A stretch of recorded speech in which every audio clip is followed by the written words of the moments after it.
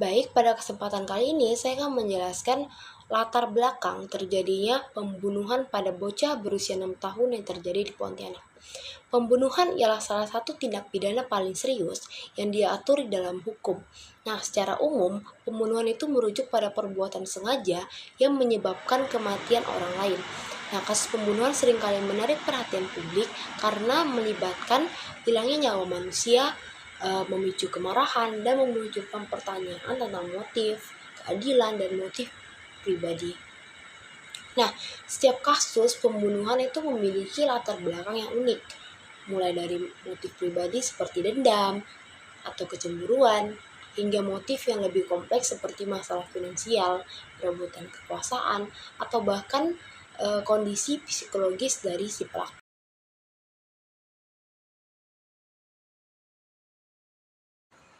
Baik, di sini kita akan membahas rumusan masalah yang pertama, yaitu penegakan hukum dalam kasus pembunuhan Ahmad Nizam Alfari, yaitu bocah berusia 6 tahun tersebut, menegaskan pentingnya penerapan pasal berlapis untuk memberikan hukuman maksimal bagi si pelaku, yaitu ibu tiri korban yang dapat dijerat pasal 340 KUHP tentang pembunuhan berencana yang mengancam pidana mati atau penjara seumur hidup, serta pasal 80 ayat 4 Undang-Undang Perlindungan Anak yang memberikan ancaman hukuman 15 tahun penjara dengan penambahan sepertiga hukuman karena pelaku merupakan orang terdekat korban.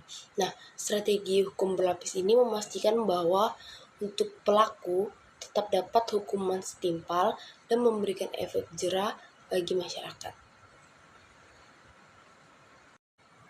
Nah, yang kedua yaitu peran keluarga, masyarakat, dan lembaga perlindungan anak sangat penting dalam mencegah kasus serupa, yaitu keluarga harus menjadi benteng utama dalam membangun komunikasi yang sehat serta peka terhadap kondisi dari suatu anak.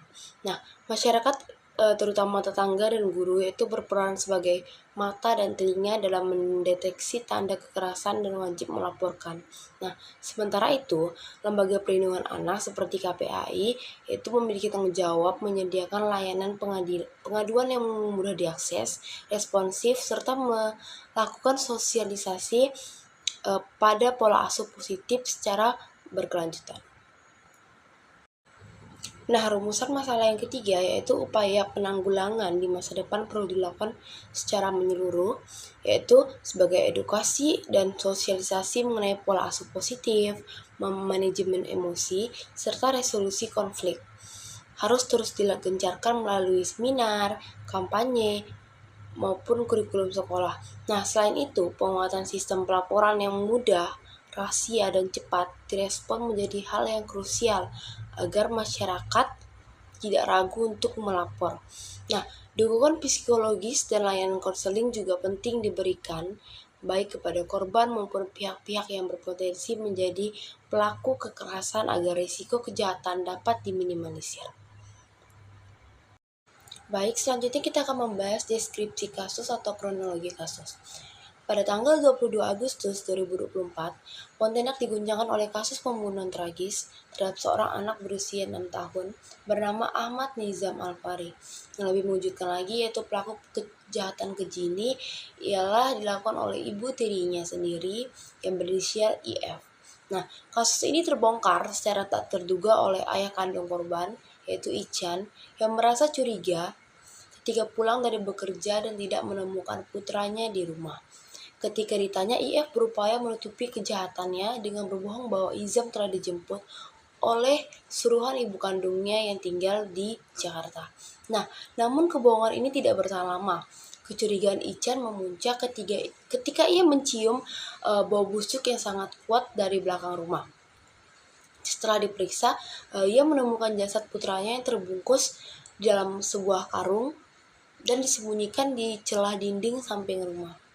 Nah, berdasarkan pengakuan IF kepada polisi, terungkaplah bahwa kematian Izam adalah hasil dari serangkaian penyiksaan yang brutal.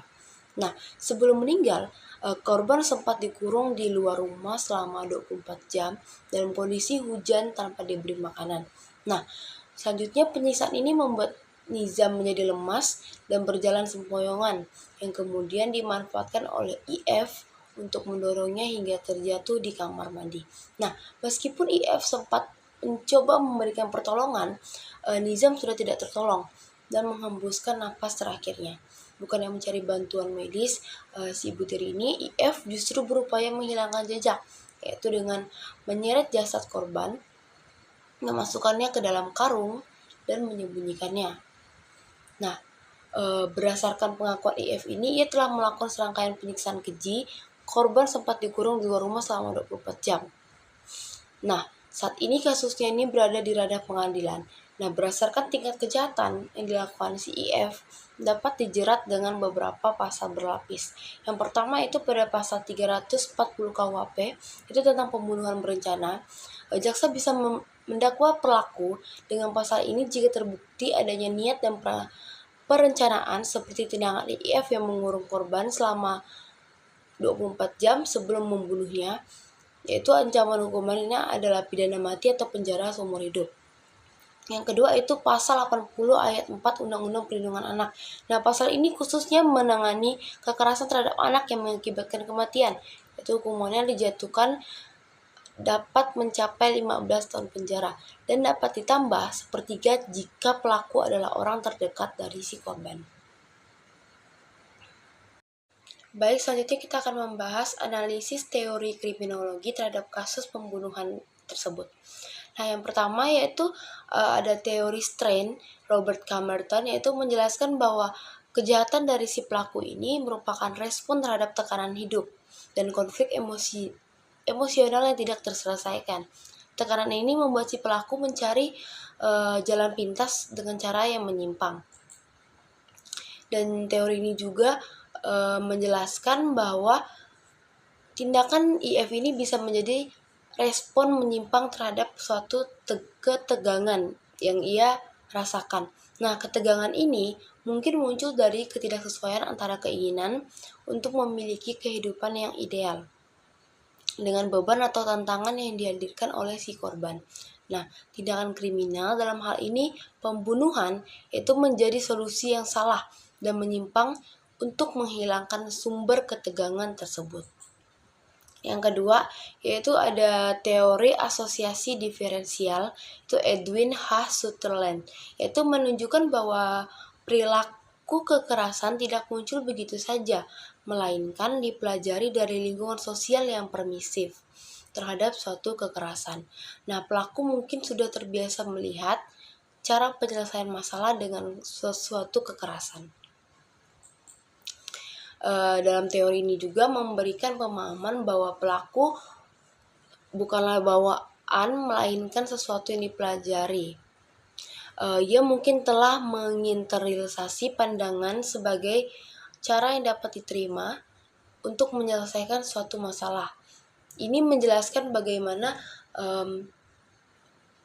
bisa memiliki motivasi dan pembenaran moral untuk melakukan kejahatan yang keji. Yang ketiga ada teori kontrol sosial Travis Hirschi, yaitu menegaskan bahwa lemahnya ikatan sosial, khususnya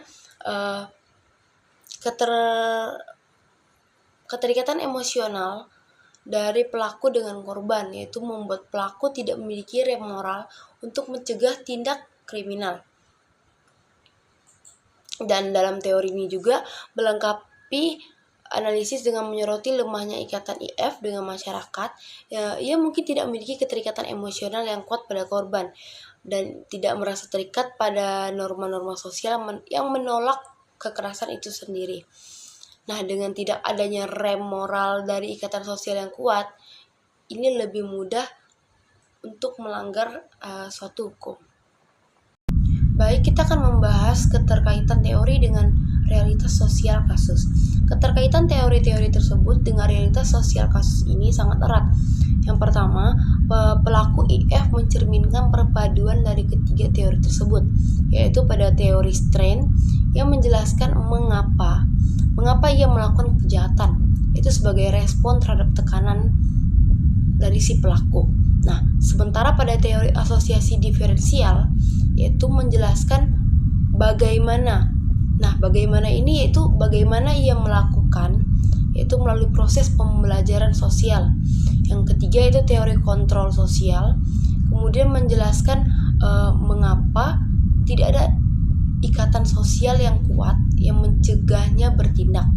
Nah, secara ringkas, pelaku ini, IF ini mungkin merasa tertekan dalam pernikahannya dengan ayah si korban, dan ia tidak memiliki cara yang sehat untuk mengatasi tekanan tersebut. Nah, tekanan ini kemudian diekspresikan melalui sesuatu kekerasan yang dimana ia mungkin telah mempelajari dari pengalaman hidupnya sebelumnya bahwa kekerasan adalah solusi yang dapat diterima. Pada saat yang sama, ia tidak memiliki ikatan emosional yang kuat. Artinya, ia tidak memiliki ikatan yang kuat terhadap korban atau rasa takut akan konsekuensi sosial yang memungkinkan ia melancarkan sesuatu niat jahatnya ini. Nah, pada ketiga teori tadi juga ada kelemahan dan kelebihan. Yang pertama yaitu pada teori strain, kelebihannya itu teori ini sangat kuat dalam menjelaskan motif kejahatan yang dipicu oleh tekanan hidup. Dalam kasus ini, IF ketidakmampuannya beradaptasi secara sehat dengan kehadiran anak tiri bisa menjadi sumber stres yang sangat signifikan. Nah, kelemahannya yaitu teori ini tidak dapat menjelaskan mengapa orang lain yang mengalami tekanan serupa tidak melakukan kejahatan. Yang kedua itu teori asosiasi diferensial, yaitu kelebihannya yaitu teori ini efektif menjelaskan bahwa perilaku kriminal adalah hasil dari proses pembelajaran, bukan hanya dorongan spontan. Ini memberikan wawasan tentang kemungkinan riwayat kekerasan dalam hidup si IF ini mungkin yang membentuk pandangan terhadap sesuatu kekerasan yang dilakukannya.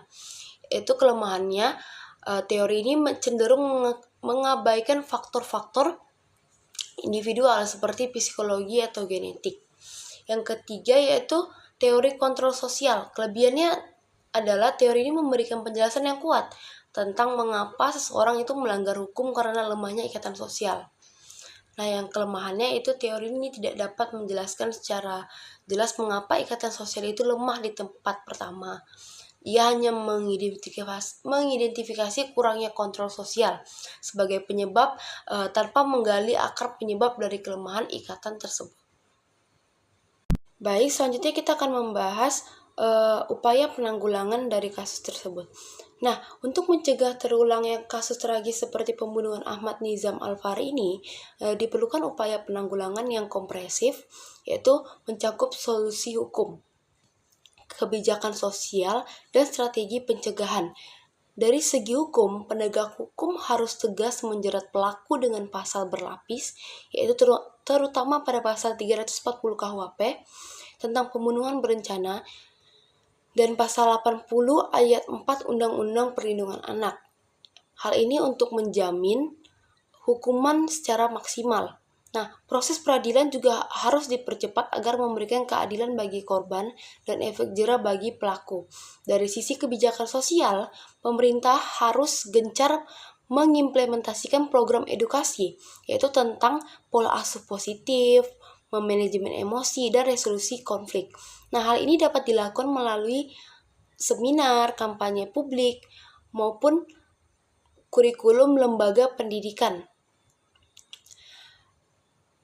Kurikulum lembaga pendidikan juga yaitu sebagai garda terdepan dalam membentuk karakter anak dan juga memiliki peran penting. Sekolah juga menjadi sarana atau tempat aman bagi anak-anak di mana mereka dapat belajar, mengenali tanda-tanda kekerasan dan memiliki keberanian untuk melapor.